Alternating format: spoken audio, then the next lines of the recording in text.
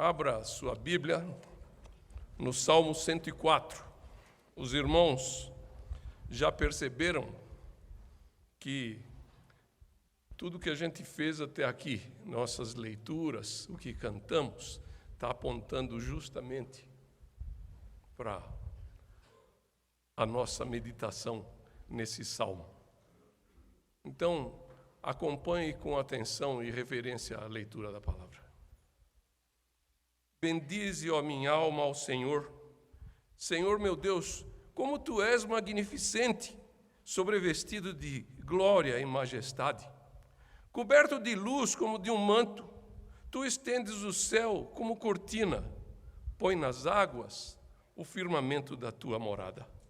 Tomas as nuvens por teu carro e voas nas asas do vento. Fazes a teus anjos ventos e a teus ministros labaredas de fogo. Lançaste os fundamentos da terra para que ela não vacile em tempo nenhum. Tomaste o abismo por vestuário e a cobriste.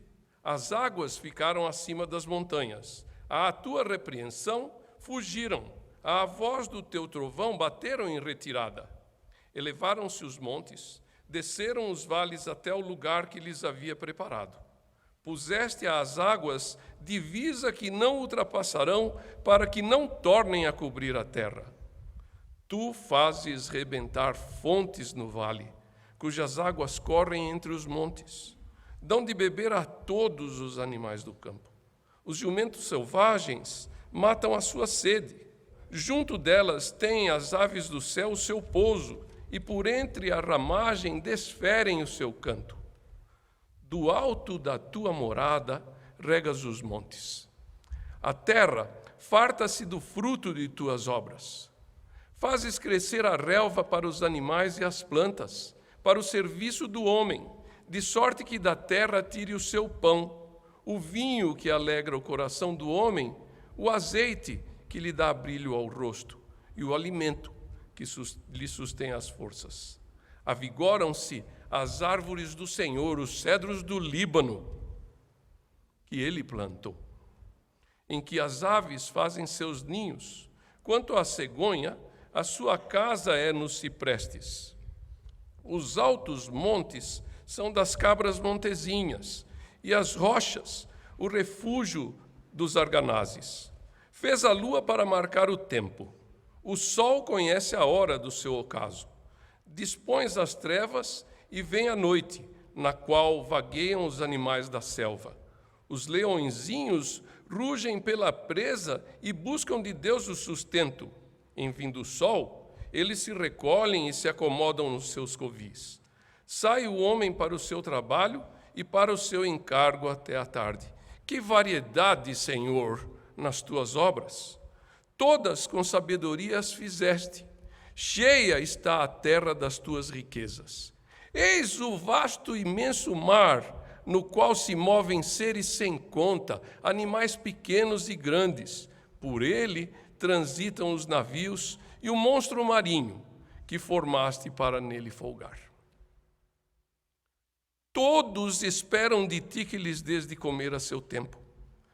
Se lhes dás, eles o recolhem. Se abres a mão, eles se fartam de bens. Se ocultas o rosto, eles se perturbam. Se lhes cortas a respiração, morrem e voltam ao pó. Envias o teu espírito, eles são criados, e assim renovas a face da terra. A glória do Senhor seja para sempre. Exulte o Senhor por suas obras. Com só olhar para a terra, ele a faz tremer. Toca as montanhas e elas fumegam. Cantarei ao Senhor enquanto eu viver. Cantarei louvores ao meu Deus durante a minha vida. Seja-lhe agradável a minha meditação, e eu me alegrarei no Senhor. Desapareçam da terra os pecadores, e já não subsistam os perversos. Bendizei, ó minha alma, ao Senhor. Aleluia. Vamos orar, irmãos. Pai, estamos mais uma vez diante da Tua palavra. Nesse momento, peço que o teu Santo Espírito seja derramado profusamente aqui, nessa igreja reunida. Sobre mim, Pai, para que eu seja um servo fiel na exposição da tua palavra. E me uno aos demais também suplicando que os nossos corações sejam preparados, Senhor, para ti, para que possam aprender do teu ensino e encher o nosso coração com a tua mensagem e a partir dela, Pai, possamos desenvolver a nossa vida cristã. É no nome por amor de Cristo que eu oro. Amém. Mas, alguns anos atrás, nós pudemos empreender uma viagem para o sul do Chile e a Patagônia Argentina. E foi assim, embarcamos e desembarcamos no aeroporto da cidade de Puerto Montt, que é a capital da 10ª região do Chile. Fica no sul do Chile, não o extremo sul, mas já é bem ao sul do Chile. E chegamos ali, logo que descemos, o aeroporto era pequeno, a gente já descia do avião, era aquele aeroporto que não tem finger, né? A gente desce do avião e já sai andando por ali. Nós começamos a notar uma paisagem bastante diferente da que a gente estava acostumado a ver. Ainda que a gente, no avião, ia olhando as coisas, né? As montanhas imensas da Cordilheira dos Andes e tudo, mas a gente tinha reservado um carro, fomos até a locadora, retiramos o nosso carro e seguimos viagem até a nossa cidade de destino, Puerto Varas, que fica talvez a uns 40 quilômetros ali de Puerto Montt. E seguimos. Claro, eu prudentemente, a primeira vez que estava dirigindo no exterior, então fui cheio de zelo, né? A velocidade abaixo do normal, seguindo numa rodovia muito boa, porém de pista simples e mão dupla, e um tanto sinuosa. E a gente ia olhando, e olha daqui, olha dali. De repente, nós fizemos uma curva e apareceu um vulto gigantesco ao lado da gente. Mas eu estava dirigindo e não parei, porque eu falei, não posso parar aqui, né? Mas na velocidade esse vulto foi coberto por uma pedra, um monte, e ficamos os dois. Você viu? Né? Aí a gente resolveu ir um pouco mais devagar. E se a gente visse aquela coisa de novo, a gente ia parar. Ia ver. Irmãos, não demorou muito. Foram só algumas poucas curvas, talvez uns poucos metros. De repente, se ergue à nossa frente uma montanha gigantesca. Irmãos, olha, eu ainda me emociono. Nós ficamos perplexos. Encostei o carro, a gente nem falava direito. Falei, o que é isso, Senhor? O susto foi diminuindo. Eu peguei a minha câmera fotográfica e nesse dia devo ter tirado umas dezenas de fotos dessa montanha. Era o vulcão Osorno, se erguendo a 3.000 metros de altura, com o topo coberto de neve perene. Mas, irmãos, nós estávamos a 100 quilômetros dele. Aí, eu fiquei pensando, puxa, é óbvio que ele está distante. Como pode ser tão imenso? Nesse momento, eu compreendi o que o salmista queria dizer. Bendize a minha alma ao Senhor, quando contemplou a sua criação. Ao longo dessa viagem, nós vimos outras coisas impressionantes. Logo aqui no versículo 16, foi uma outra maravilha. Se der tempo, eu comento sobre ela, senão os irmãos depois podem me perguntar. Mas vamos à nossa meditação. Veja que os Salmos 103 e 104, eles parecem formar uma unidade. Repare aí, deixe sua Bíblia aberta e vamos dar uma olhada aqui. Na minha Bíblia aparecem os dois. É um privilégio para mim, né? Mas olha aí, volte lá no comecinho do Salmo 103. Como é que ele começa? Bendize, ó minha alma, ao Senhor. Como ele termina? Bendize, ó minha alma, ao Senhor. Veja que o Salmo 104 começa assim também e termina do mesmo jeito. Ele só acrescenta uma outra exclamação. Tá certo? Bem, nós então, por causa disso, podemos dizer que eles formam uma unidade. É interessante que não se tem muitos dados, muitas referências a respeito da composição desse salmo. Quem teria composto, em que período. Alguns dizem que ele é pós-exílico, outros dizem que não há razão para a gente crer que ele seja pós-exílico.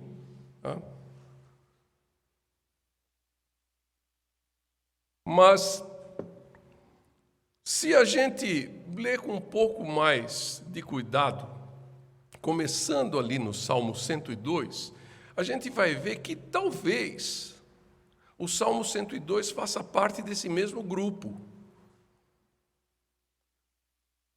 Aí os irmãos vão me dizer, puxa, mas ele não começa com bendize, ó minha alma, ao Senhor. Pelo contrário, ele começa assim, ó, ouve, Senhor, a minha súplica, e cheguem a ti os meus clamores.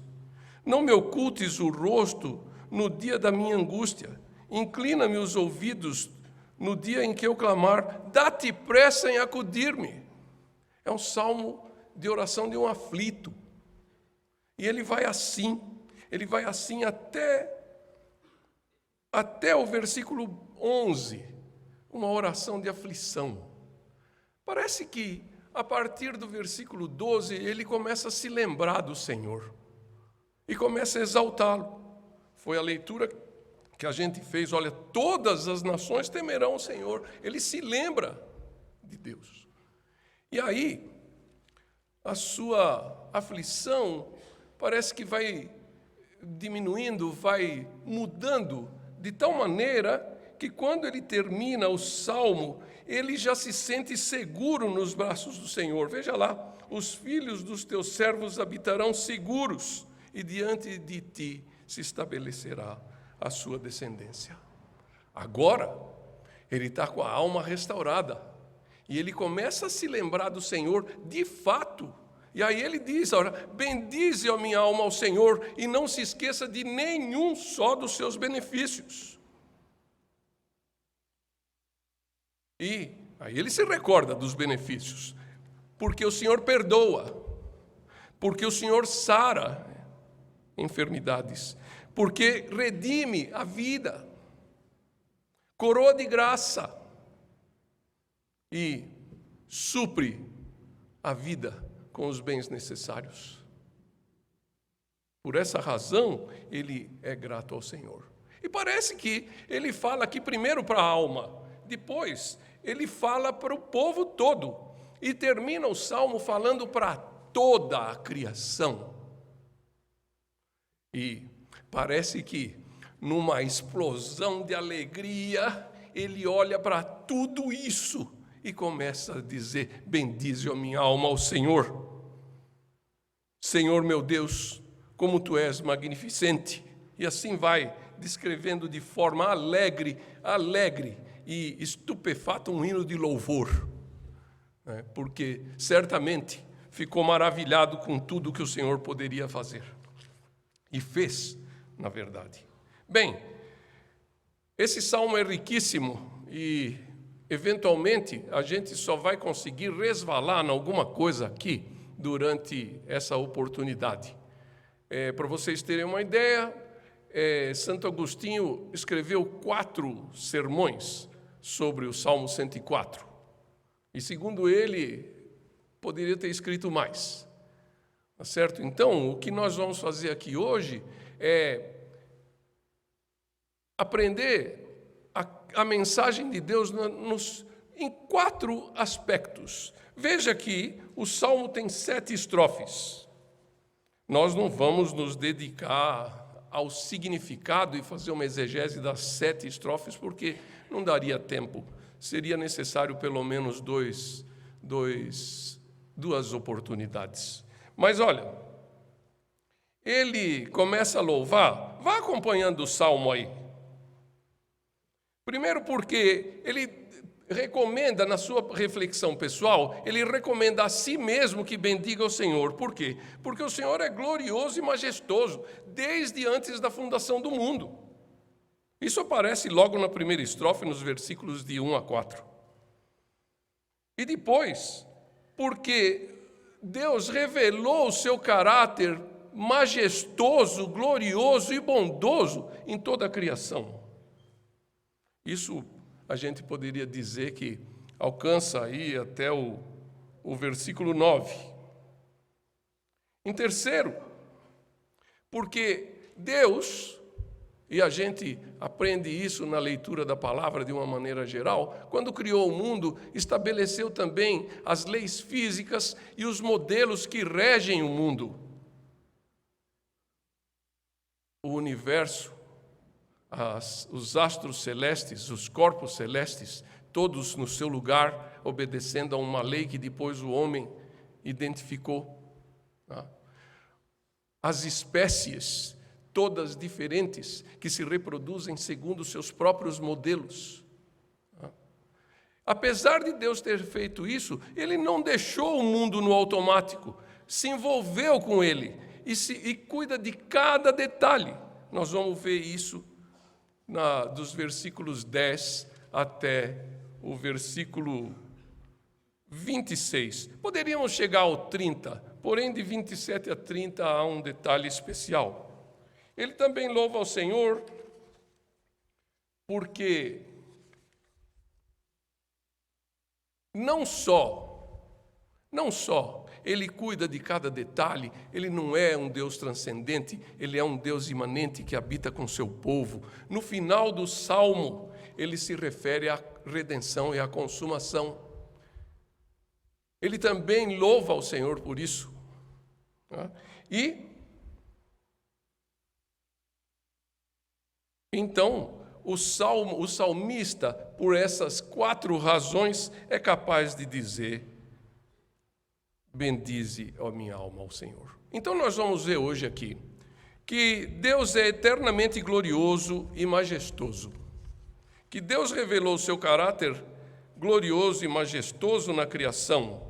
Que Deus sustém e mantém a criação em seus atos da providência. Nós vamos ver 4 afirmações do Salmo. Que Deus é eternamente glorioso e majestoso. Que Deus revelou seu caráter glorioso e majestoso na criação, que Ele sustém e mantém a criação nos seus atos de providência e que Ele é Deus conosco, não só na encarnação. Tá certo? Então, vamos lá. Primeira coisa, Deus é eternamente glorioso e majestoso. Olha, veja aqui a primeira estrofe, que vai dos versículos 1 a 4. Acompanhe aí. É claro, nós estamos diante de um texto poético, e o poeta inspirado, ele usou de licença poética. Mas o texto deixa claro que esse homem amava a Deus, era profundo conhecedor da sua palavra e sabia identificar a Deus a partir da beleza da criação. Então vamos lá. Bendize, ó minha alma, ao Senhor, Senhor meu Deus, como tu és magnificente, sobrevestido de glória e majestade, coberto de luz como de um manto, tu estendes o céu como uma cortina. Pões nas águas o vigamento da tua morada, toma as nuvens por teu carro e voas como as asas do vento. Esse trecho é uma referência aos 3 primeiros versículos da Bíblia, talvez 4. Ali, Moisés, quando descreveu, não dá nenhum detalhe a respeito da glória e majestade de Deus, porém ela estava implícita. Por causa de toda a criação, por causa de tudo que foi feito e de forma perfeita, tanto que Deus afirmou várias vezes que era bom, e ao final ele afirmou, é muito bom. Então, de forma inspirada, o poeta aqui começa a imaginar a glória do Senhor. Claro, poeticamente.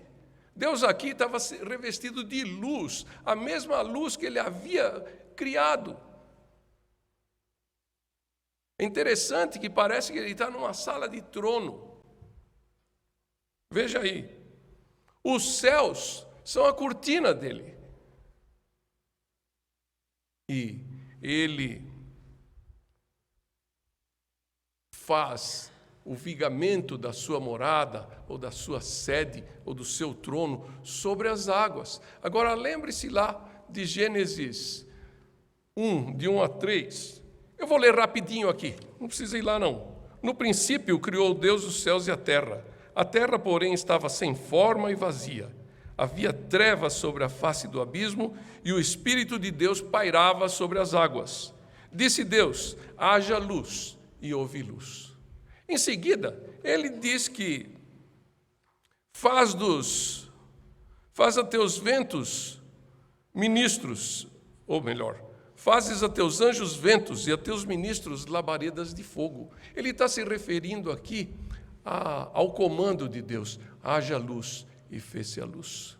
E outros hajas que acontece ali no livro de Gênesis.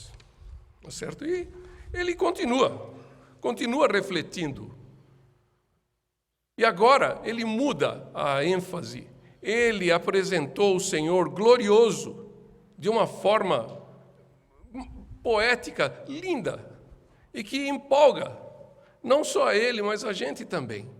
Em seguida, ele diz, esse Deus glorioso se manifestou no tempo e no espaço, e criou tudo. Veja aqui, a partir do versículo 5 até o versículo 9. Lançaste os fundamentos da terra para que ela não vacile em tempo nenhum. À tua repreensão fugiram, ou melhor, tomaste o abismo por vestuário e a cobriste. As águas ficaram acima das montanhas. À tua repreensão fugiram. Elevaram-se os montes, desceram os vales até o lugar que lhes havia preparado. Puseste as águas divisa, que não ultrapassarão, para que não tornem a cobrir a terra. Aqui ele está se referindo à criação de uma maneira geral. Provavelmente, ele tem em foco de Gênesis 1:3 ou 1:4 até 2:15. Mas repare que ele não fala da criação dos seres vivos aqui, e tampouco da criação do homem. Porém, quando ele entra na próxima estrofe, existem animais, existe vegetação, o homem está presente. A gente não precisa estranhar isso, porque é um poeta, e ele está escrevendo de uma forma artística. E, claro, o homem está implícito. Ele é um homem, está escrevendo o poema, tá certo? E ele apresenta também, mais uma vez, o homem como agricultor e o homem como trabalhador geral. Nós vamos ver isso um pouquinho mais para frente. Apesar de não falar sobre a criação dos seres vivos, como a gente pode observar aqui, ele conhecia bastante bem o Pentateuco. Nós não sabemos se esse salmo é pré-exílico, se ele é do tempo do exílio ou se ele é pós-exílico. Mas uma coisa a gente pode afirmar com certeza: esse homem conhecia o Pentateuco. Eventualmente, alguns escritos proféticos já. Mas certamente o Pentateuco ele conhecia.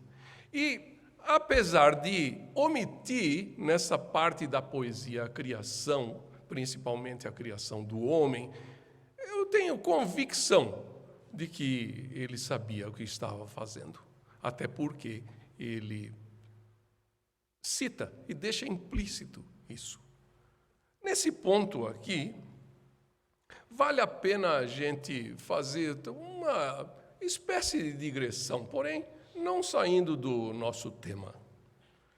Nós conhecemos bem aquele texto que diz da criação. Se os irmãos quiserem, nós não vamos ler, mas podem ir até lá e deixar sua Bíblia aberta em Gênesis 1, 27. Gênesis 1, 27 fala da criação do homem. Veja, Deus vinha criando tudo, e tudo era bom. Tudo funcionava segundo os seus propósitos. A bondade dele, a capacidade, a sabedoria, tudo ele fez de forma que expressasse em cada aspecto da criação, expressasse essas características do seu caráter. E ele criou o homem. E, às vezes, a gente lê aquele texto e não percebe como o homem foi coberto de bênçãos, desde a sua criação. Veja bem, se você tiver com a Bíblia aberta lá em 1:27, você vai poder testar comigo aqui. Em primeiro lugar, eles receberam ordem de dominar a terra em nome de Deus. Era como se Deus os estivesse estabelecendo como vice-gerentes para agir no nome dele, governar a criação no nome dele. Isso está lá, eu não estou inventando. Um autor reformado, o Dr. Van Groningen, explora muito isso nos seus escritos. Bem, Deus não apenas os comissionou como vice-gerentes, mas os capacitou. Agora vem uma série de bênçãos, como se ser representante da maior autoridade do universo não fosse uma bênção, não é? Mas veja bem, foram abençoados com fertilidade. Eles deveriam constituir uma família e povoar a terra. Eles foram abençoados com um lar, uma habitação. O Jardim do Éden era acolhedor, era lindo. A gente lê a descrição aqui e a gente fica admirado. Como deveria ser maravilhoso morar no Éden. Eles foram abençoados com trabalho. Eles poderiam se sentir úteis, administrando a criação, governando em nome de Deus. Eles foram abençoados com fartura de alimento. Irmãos, eu não sei quantos aqui já tiveram essa experiência, mas que coisa gostosa é a gente ir num pomar e apanhar uma fruta da árvore e saboreá-la ali. Eles tinham isso a vida toda. Eles receberam plena autoridade sobre a criação. Veja que uma das primeiras tarefas de Adão foi identificar os animais e dar-lhes nome. Toda a criação, irmãos. Quando a Bíblia fala toda, ela não está dizendo o toda de forma, pelo menos nesse texto, ela não está dizendo um toda aqui retórico. É toda a criação. O cosmos. Incrível, né? Foram abençoados com a vida. Lembre-se que a árvore da vida estava no meio do jardim do Éden. E Deus nunca os proibiu de comer do fruto da árvore da vida. Essa é a parte mais interessante. Eles foram abençoados com liberdade, irmãos. com liberdade para agirem em nome de Deus como seus vice-gerentes e administradores. E essa liberdade, ela tinha parâmetros. E os parâmetros eram dados pelo chamado Pacto da Criação, que nós, os cristãos reformados, gostamos tanto. E ele deveria se realizar mediante 3 mandados. O mandado cultural, em que o homem deveria desenvolver conhecimento e tecnologia para dominar o mundo. O mandado social, onde ele e a mulher, abençoados com fertilidade, deveriam se unir, procriar, constituir, desenvolver famílias, desenvolver a sociedade. E o mandado da comunhão, quando Deus estabeleceu o sábado de tal maneira que o homem reservasse um dia por semana para estar em contato com o seu Deus e manter uma comunhão intensa com Ele. Muito bem. São muitas bênçãos, né, irmãos? Muitas bênçãos. Por isso que eu fiz essa pequena digressão, porque a gente não está acostumado a pensar nessas coisas como tremendas bênçãos. Muito bem. O salmista prossegue.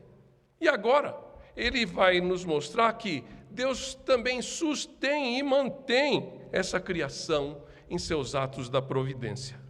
Esse trecho é lindo, irmãos. Como se os anteriores não fossem, né? Mas olha, veja que coisa maravilhosa. Tu fazes rebentar fontes no vale. É Deus quem cria os mananciais e mantém os mananciais. Hoje se fala muito em crise hídrica, né? Nós até vivemos uma bem recentemente. Mas o salmista tinha convicção, é Deus que controla os mananciais. É Deus que controla a chuva e faz ela cair e tornar a terra fértil. Veja lá, está aqui nos versículos 13 a 15. Eu preciso virar a página aqui. Do alto da tua morada regas os montes, e a terra farta-se do fruto das tuas obras. Olha que coisa, irmãos. Cai uma chuva e a gente está falando assim, puxa, que chuva está me atrapalhando. Olha a visão do salmista. Agora vem uma outra parte que eu comentei com vocês que me surpreendeu. Veja aqui nos versículos 16 e 17. Eu pulei alguns, irmãos, porque não dá tempo de comentar detalhes. Mas aqui aparece já não somente a fartura da terra, mas a possibilidade do homem agora agir como agricultor e explorar essa terra e extrair dela seu sustento e coisas para o seu próprio deleite, como o azeite e o vinho. Tá certo? Bem, mas ele diz aqui, avigoram-se as árvores do Senhor e os cedros do Líbano que ele plantou. Bem, irmãos, eu vou falar isso rapidamente. Nessa mesma viagem, seguíamos de carro e víamos ao longe algumas árvores que pareciam ser muito grandes. Eu vivia estudando o Antigo Testamento e me deparava sempre com cedros do Líbano e carvalhos de Bazã. E ficava pensando, puxa, eles estão sempre associados com glória, com majestade, com poder, mas que devem ser árvores interessantes. Mas aquilo caiu no esquecimento. Num dos passeios, nós fomos num bosque, numa floresta de umas árvores chamadas alerces. E chegamos lá, árvores grandes e tal. A gente tinha visitado a Amazônia uns anos antes, então a gente não se surpreendeu exatamente com árvores altas. Até que a gente chegou num determinado trecho. Aí as árvores eram realmente altas. E tinha como se fosse esse púlpito com uma plaquinha assim. E indicava para a gente ler. E estava escrito assim, olhe para a frente. A cerca de 50 metros, você vai enxergar o alerce mais velho dessa floresta, mais antigo. Ele tem 4.500 anos, 130 metros de altura, mais de 10 metros de diâmetro. Essa árvore pertence à família das coníferas de grande porte, das quais que fazem parte os alerces, as sequoias americanas, o carvalho de Bazã e o cedro do Líbano. Ah, irmãos, era muita alegria. Mais uma vez, eu senti a mesma coisa que o salmista. Aquelas árvores são chamadas árvores perenes, elas não ficam, as suas folhas não caem no inverno, elas ficam cobertas de neve e verdes, e resistem à neve da altura de 15, 20 metros. É impressionante, irmãos. Mas vamos continuar. É Deus que plantou essa árvore, é Deus que põe a seiva lá dentro, é isso que o salmista está dizendo. O homem não plantou, de jeito nenhum. Pelo contrário, né? Cortou cedros do Líbano e carvalhos de Bazã de monte, diz a Bíblia. Né? Mas olha, no versículo 17 e 18, nós vamos ver que é o mesmo Senhor que proveu o habitat dos animais, de uma maneira geral. As aves têm o seu ninho na copa das árvores, a cegonha no alto das árvores maiores, as cabras nas montanhas e as arganazes nos buracos das pedras. Eu garanto que aqui muito pouca gente sabe o que são arganazes. São ratos. Ratos do mato. Eu também fui procurar, irmãos. Tá certo? Então, veja bem, ele está falando de criaturas gigantescas, como o cedro do Líbano, mas também se lembrando do arganaz, um rato. Tá? Essa também é uma parte interessante. Veja bem aqui nos versículos 21 e 22. Deus provê os alimentos dos animais selváticos. Veja aqui, os leõezinhos rugem pela presa e buscam de Deus o sustento. Eu tenho 3 gatos que fazem exatamente isso comigo. Quando estão com fome, se fossem leões, estavam rugindo. Veja, os leões, os filhotes pedem comida ao Senhor, e o Senhor dá. Uma parte bacana agora. Eu gosto do salmo inteiro, né, irmãos? Os versículos 19 a 23 deixa claro para nós que Deus estabeleceu e mantém a sucessão dos dias. Dia e noite, dia e noite, dia e noite, em sucessão. De tal maneira que, veja como a coisa funciona. Os animais noturnos saem à noite. Quando o sol aparece, eles se recolhem e o homem agora sai para o seu trabalho. Isso se repetindo. Isso se repetindo. E depois de olhar tudo isso, o salmista outra vez explode em alegria. Que variedade, Senhor! Aqui no versículo 24. E nos versículos 25 e 26 ele faz outra afirmação, que é Deus que enche a terra de riquezas.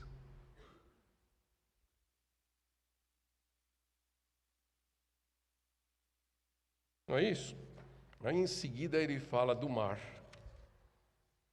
E que o mar, inclusive, é utilizado para comunicação e comércio. Por isso a gente, às vezes, fica assim pensando se esse salmo seria muito remoto. Né? Se bem que o mar é usado desde a antiguidade. Né? Mas agora, irmãos, agora é verdade. Vem a minha parte preferida deste salmo. Essa é a verdade. Os irmãos podem ver que ela está grifada aqui na minha Bíblia, e grifada com intensidade. E Ele criou tudo isso, irmãos. Todos os animais, todos os vegetais, os animais pequenos, os animais de grande porte, os seres humanos, tudo. Aí o salmista, consciente do poder e da graça misericordiosa do Senhor na manutenção da sua criação, ele diz assim: e todos esperam de ti que lhes dês de comer a seu tempo. Somos todos como os leõezinhos. Se lhes dás, eles o recolhem. Se abres a mão, eles se fartam de bens. Se ocultas o rosto, eles se perturbam. Se lhes cortas a respiração, morrem e voltam ao seu pó. Envias o teu espírito, eles são criados. E assim renovas a face da terra.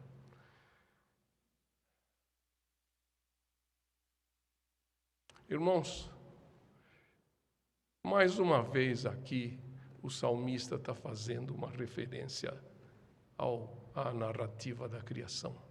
Agora, ele está focando sim na criação do homem, por isso que ele omitiu lá, um pouco mais para trás.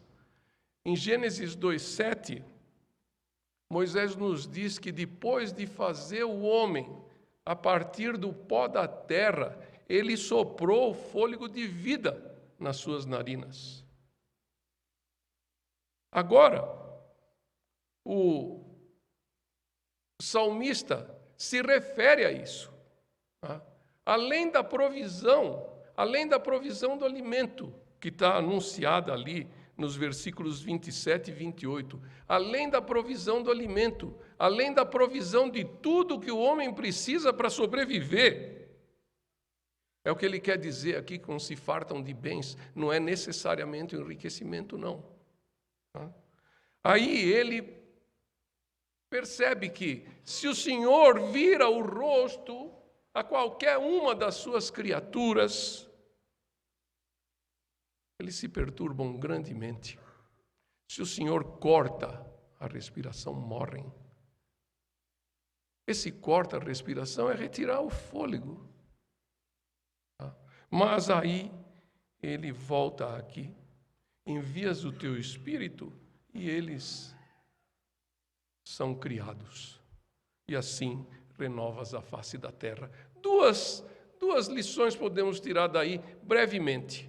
Primeiro, pela graça do Senhor e pela intervenção direta dele, que a vida continua existindo no cosmos e se reproduzindo, porque ela se renova.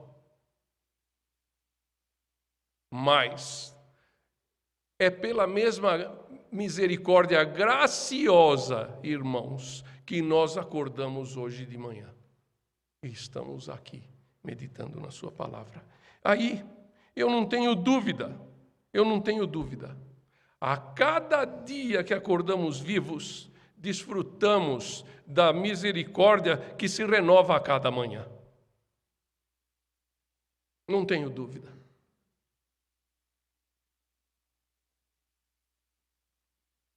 O salmista, depois de fazer essa reflexão maravilhosa e brilhante a respeito da manutenção da vida, ele prossegue mais uma vez explodindo em alegria. Reconhece de novo a eternidade do Senhor e diz: a glória do Senhor seja para sempre. Exulte o Senhor por suas obras. Ele sabia e conhecia e sabia que Deus apreciava a sua criação. Agora, irmãos, até aqui me parece que o salmista estava olhando para a vida no jardim do Éden. Aquela vida perfeita que o Senhor constituiu ali e que Adão e Eva viveram por algum tempo.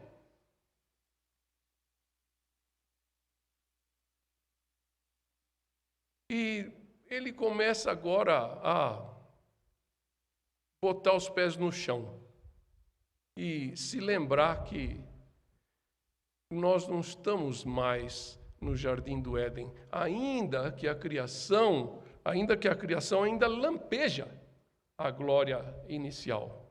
Nós sabemos, tá certo? Mas ele diz assim: com só olhar para a terra, ele a faz tremer. Tocas as montanhas e elas fumegam. Alguém poderia dizer assim: você começou dizendo de um vulcão, provavelmente o salmista viu um vulcão. Ele pode ter visto um vulcão. Mas eu acho que aqui ele não falava de vulcão. Aqui ele se lembrou de uma montanha que foi tocada pelo Senhor e ela fumegava e saíam trovões, raios e relâmpagos. Foi aonde Deus, de forma audível a todo o povo, reafirmou o seu pacto com o povo de Israel, ali no Monte Sinai. Se você abrir lá, você vai ver. Se não me engano, Êxodo 17:9. Eu anotei aqui em algum lugar, mas agora não encontro. Mas nesse ponto aqui, ele estava dizendo: olha, o Senhor tocou a montanha. Veja que aquele texto fala isso. Pede para o povo de Israel se santificar e se reunir aos pés do Monte Sinai, porque ele ia aparecer em glória e majestade. E uma coisa que a gente, às vezes, passa batido. A gente sempre, eu até pouco tempo atrás tinha essa impressão, que Moisés subiu no monte, o povo só ouvia trovões e relâmpagos, de repente ele voltou com as tábuas da lei, escritas por Deus. Mas não foi assim.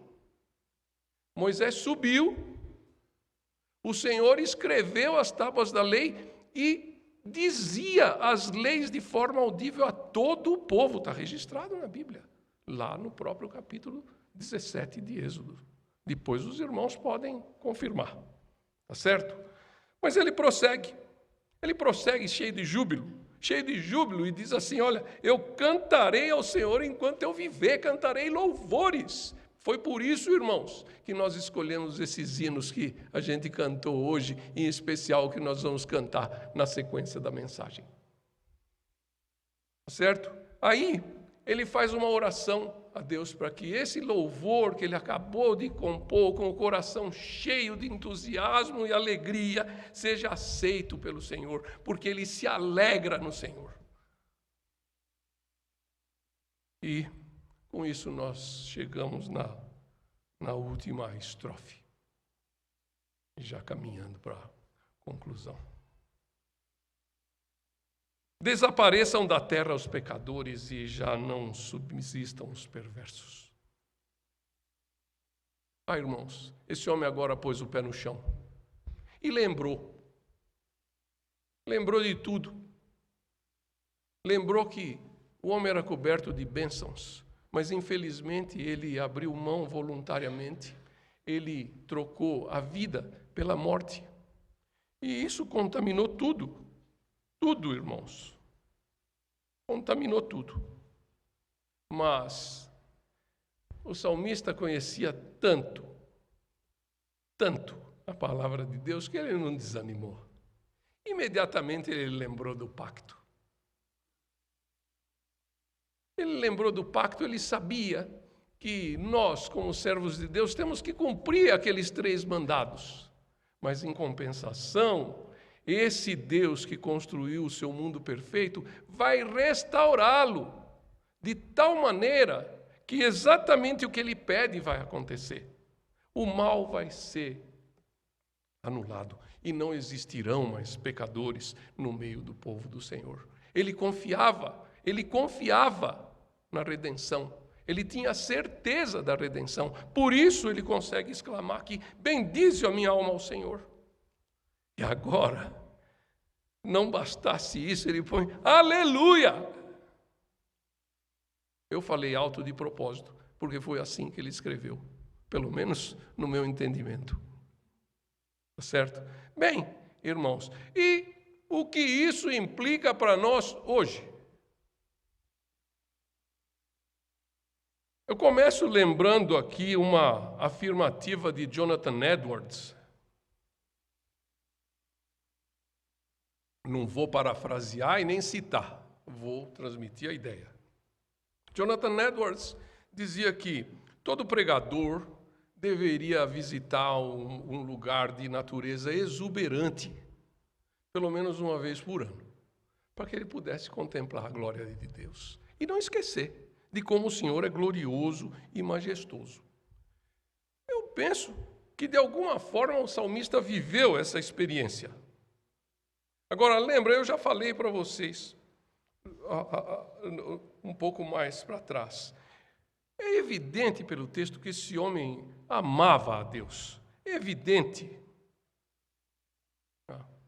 Também é evidente pelas referências que a gente pode fazer aqui com o Pentateuco, que esse homem conhecia de fato o Pentateuco. Assim, ele sabia que toda a criação de Deus era muito boa e sabia que o próprio Deus apreciava a sua criação. Sabia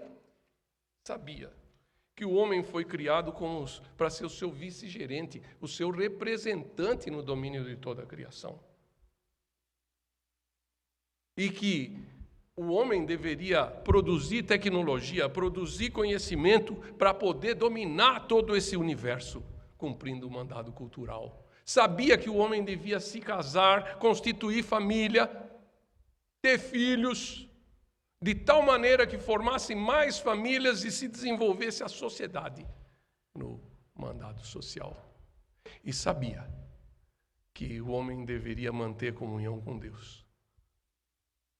Publicamente, como estamos fazendo aqui, e individualmente, guardando o dia do Senhor. Não só isso, levando uma vida cristã de obediência ao pacto. Mas ele também sabia que a cobiça dos corações do homem e da mulher levou-os a sucumbir à tentação de Satanás. E aí, tragicamente, ao invés de vice-gerentes de Deus, eles se tornaram gerentes escravos de Satanás e do seu reino parasita. Essa tragédia atingiu todo o mundo. De tal maneira que, ao final do salmo, o salmista reflete e fala: puxa, era tão maravilhoso. E agora parece meio frustrante. Mas eu acho que ele conhecia alguns profetas. Particularmente, acho que ele conhecia Abacuque. Ele olhou para o mundo e falou: só tem desgraça. A única coisa que está bonita é essa parte da natureza aqui que está preservada, o resto está um caco. Os relacionamentos são ruins, a desonestidade, a maldade, a perversão. Abacuque identificou tudo isso no seu tempo pré-exílico. E não se abateu. Interessante, né, irmãos? Um profeta de Deus poderia ficar desanimado vendo toda aquela tragédia provocada pela queda. Mas Abacuque pôde dizer, irmãos, eu vou ler para vocês. É um dos textos mais lindos da palavra. Finalzinho do livro de Abacuque. Depois de ver toda essa desgraceira, ele refletiu no Senhor e escreveu assim: ainda que a figueira não floresça, não haja fruto na vide, o produto da oliveira minta, e os campos não produzam mantimentos, as ovelhas sejam arrebatadas do aprisco, e nos currais não haja gado. Todavia, eu me alegro no Senhor, exulto no Deus da minha salvação. Ah, irmãos, eu não tenho dúvida que o salmista conhecia isso. Se ele não conhecia esse texto, ele compartilhava esse mesmo sentimento com o profeta. Agora, vamos fazer uma comparação. Certo? Nós, hoje, podemos sentir o mesmo júbilo, eu diria que mais do que o próprio salmista. Porque nós podemos refletir no Deus que amamos, da mesma forma que Ele, contemplar a criação, ver a beleza que é. Lembre do Salmo 139, irmãos. A geração do homem, a geração física do homem, o salmista se assombra. Depois você lê. Tá? Mas nós também podemos meditar na palavra do Senhor. O salmista também fazia isso. O salmista, inspirado divinamente, fazia relações entre a revelação geral da natureza e a revelação especial da palavra. Nós também podemos fazer isso. Até aqui tudo igual. Certo? Mas aí eu vou começar a deixar claras as diferenças. O salmista, com certeza, tinha o Pentateuco. Talvez alguns escritos históricos que ainda não eram canônicos e alguns profetas, perdão. Nós, irmãos, temos a Bíblia toda. Nós temos todo o Antigo Testamento e todo o Novo Testamento. Rapaz, já não dá mais para comparar. Como o salmista, a gente aguarda o mediador.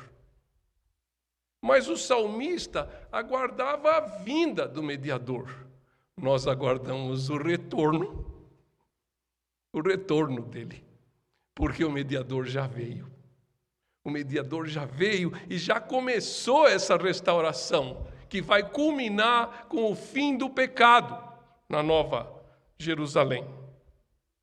Quando toda a criação vai ser restaurada e renovada na pessoa do mediador, que veio, mas voltará para nos levar para viver agora no cosmos reformado e governando com ele sobre toda a criação. Ah, irmãos, bendize a minha alma ao Senhor, aleluia, amém.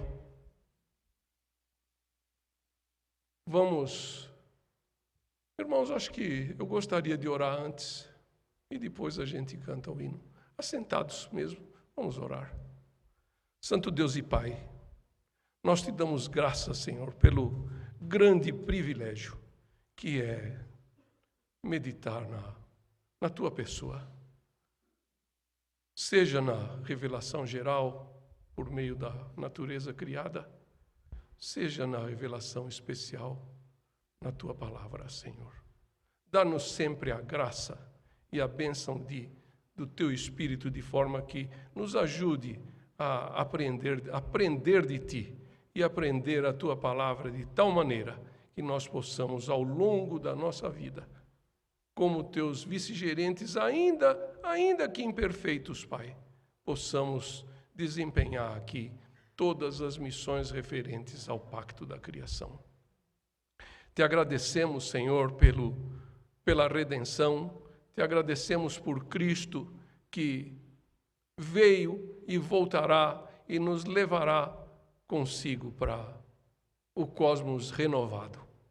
E nos assentaremos ao seu lado e também junto a Deus Pai. E com Ele, Pai, governaremos toda a criação, agora da forma como Deus pretendia desde o início. É no nome e por amor de Cristo que eu oro. Amém. Irmãos, vamos nos colocar de pé e vamos cantar o hino 55.